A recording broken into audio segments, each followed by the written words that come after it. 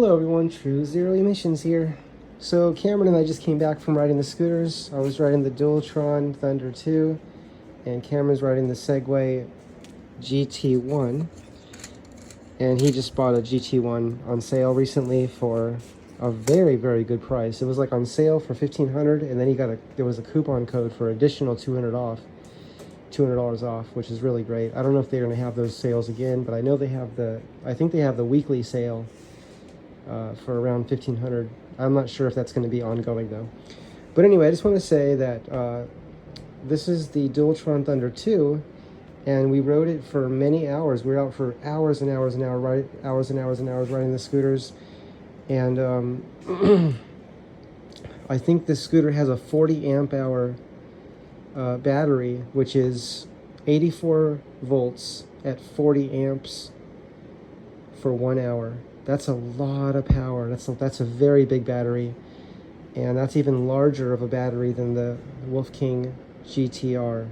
And I hope that the Wolf King GTR, the next model, will have a larger battery. I think they should just go bigger than whatever the Dualtron's doing. Just top it by 5 amp hours, right?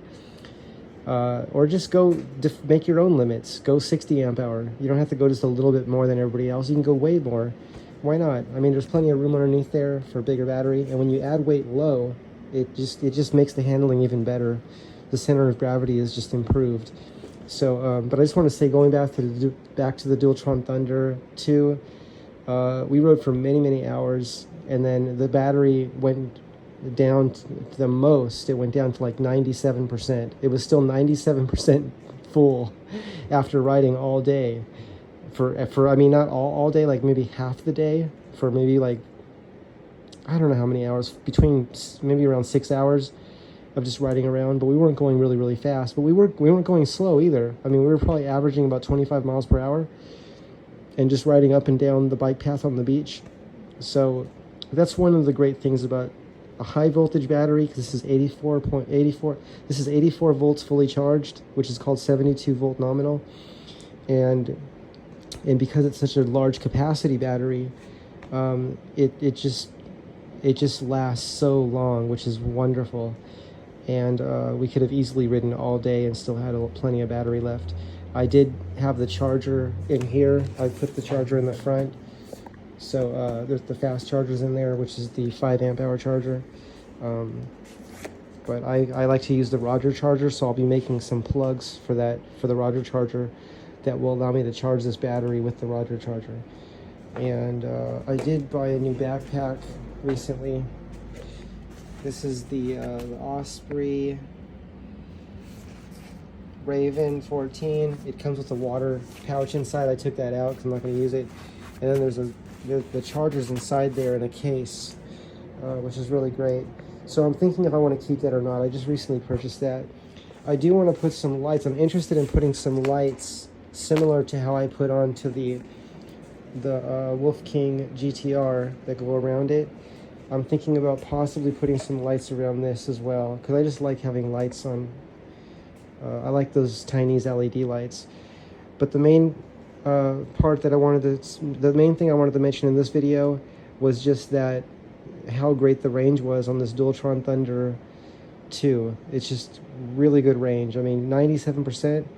And when we unloaded the scooter, because batteries, when you run a battery down a little bit, when you turn the scooter off or stop riding it, the voltage can actually increase. It'll go up again. I think some people call it bounce back, but batteries will go up in voltage, right? That's supposed to be, I've read that that's the 0 point field charging it back up, because everything's interacting with the 0 point field at all times, right? At all times. But there's different theories on that, but it's just, because I study the 0 point field, cosmic energy, tachyon waves, gravity waves, virtual particle flux fields, because I study all those things in particle physics as well, including electrodynamics, and I try to collaborate all those departments together, right? Work together. I talk about everything, because that's how can we not do that? How can we only talk about one thing? How can we only talk about electrodynamics when it only tells part of the story? That would make no sense to me. That's like saying that Earth is the only life in the universe, and we know that's not true. We know there's life all over the universe, and we know there's many universes, and we know that there's more far, far beyond that that can't even be imagined, but we're working on it, right? Science fiction is always trying to push the envelope of what can we imagine beyond, right? So, yeah, so the dualtron Thunder 2, great range. It was nice to ride the scooter today, and the scooter ran really well, and we'll keep you posted on everything. I was talking with Cameron about some different things that might be able to be done to the front end. I know a lot of people like the dualtron Thunders a lot, and I do too, but I prefer the feel of the suspension, and you have to test ride the scooters. You can't just read articles.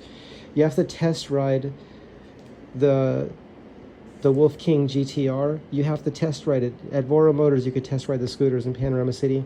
And if you have another Voro Motors near you in a different part of the country, because I think there's a few different Voro Motors, or wherever you are, try to see if you can test ride the scooter. You have to compare. It's really important to compare.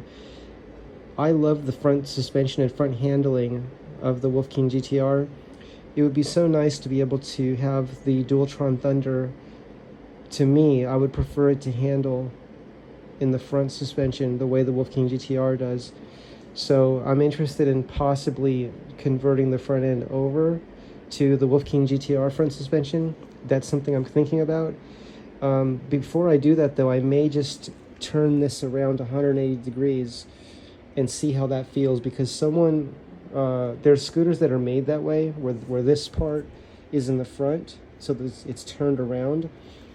And there's scooters that are made that way, and there's some people that have made their own scooters where they re-welded things and made everything fit that way, and they've said that the handling is so different, the geometry and the feel and the way it accelerates, the way it grabs the ground with the suspension moving in the opposite direction, right? So instead of moving up like this, it's this way now. It goes this way, which is more natural, I think. I mean, to me, just looking at the geometry of a bump hitting it and pushing the suspension this way makes more sense than hitting a bump this way, and the suspension has nowhere to go. It wants to go like this, right? Even though we're going this way and then hitting bumps, right? And it wants to go back like that. That doesn't, I don't know how to explain it, but like,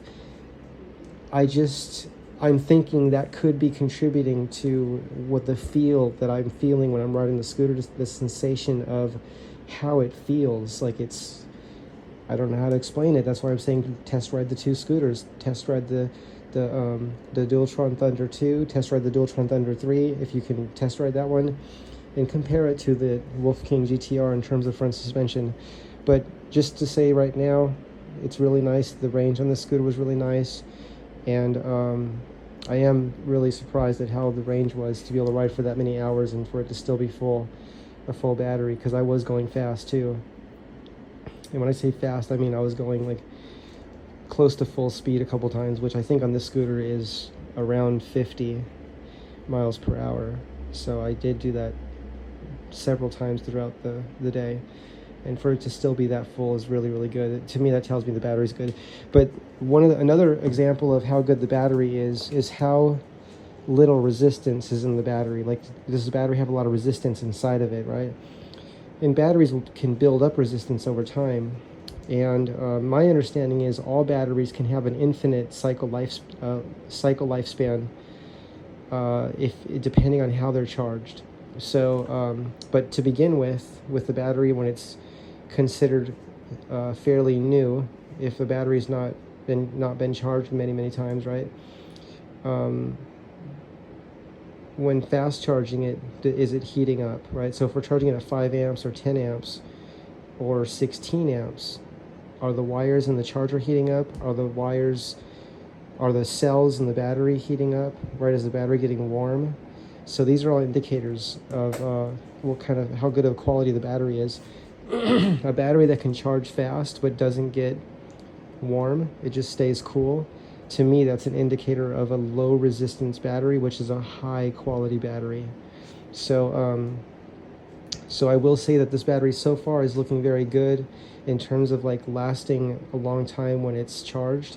And next I want to see how it does when I'm charging it at, like, let's say 10 amps, and see how it does with that. Is it taking the charge? Is it actually charging up fast, or is it getting warm? So I'll be making more videos on that, and we'll see you soon in the next videos. Okay, everyone. True Zero Emissions signing off.